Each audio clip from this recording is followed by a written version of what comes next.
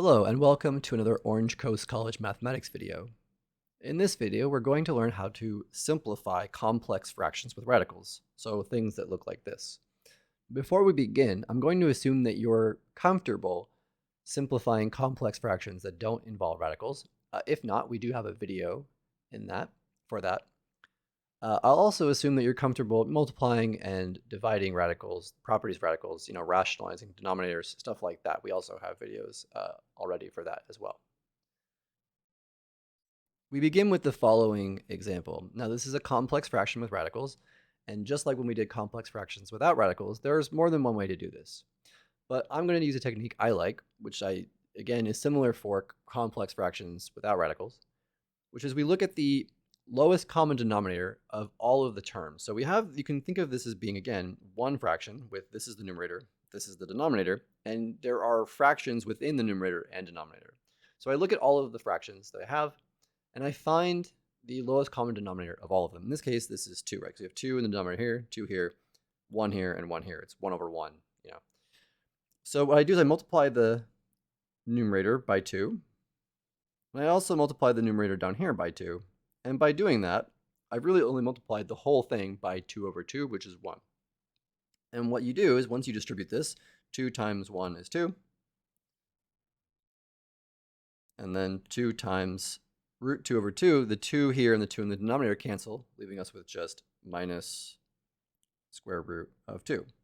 And similarly, in the denominator, we'll get 2 plus the square root of 2. And now we have a sort of non-complex fraction that has radicals. And so we simply rationalize the denominator like we did in that video.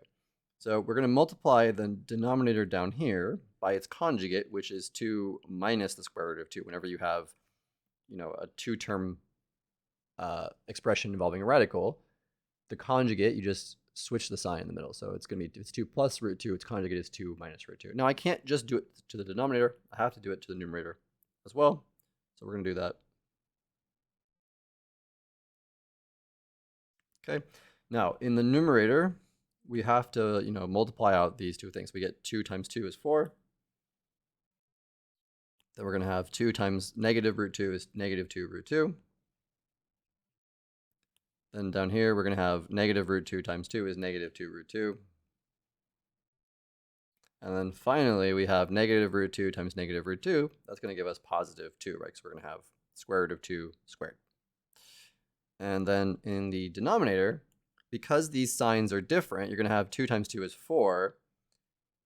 And what you're going to get is you're going to get 2 times positive root 2, and then 2 times negative root 2, they cancel out. And so these two terms would just have opposite signs and cancel. And then you're going to get root 2 times negative root 2, and that's negative 2. And so if we simplify this, we get we're going to have 4 plus 2 is 6 minus 4 root 2 over 2. And then we can divide each term in the numerator by 2, giving us 3 minus 2 root 2. Here we have a second example. Now we have a complex fraction within a radical. Now recall, what does it mean to simplify a radical or simplify radical expressions? We cannot have you cannot have any fractions within a radical, which we have here. We can't have any radicals in the denominator. Okay, so what we'll do here is, again, there's more than one way to do this. I'm going to start by simplifying the complex fraction inside the radical. So what we'll do here is, within the radical, multiply by the LCD of all fractions. So it's 2 again. So 2, and multiply this by 2 as well. Okay, so I'm gonna make the radical go a little further here. Multiply this whole thing in here by 2, and do it to the denominator as well, so that way we've only multiplied by 1. And if you do that, what you get is you get under the radical. In the numerator, you're going to get 2 minus the square root of 2 once you distribute. And in the denominator, we get 4. And now we still have a fraction within the radical. So the way we can fix this is by using the division property of radicals, and we can simply rewrite this by taking the radical of the numerator over the radical, the root of the denominator.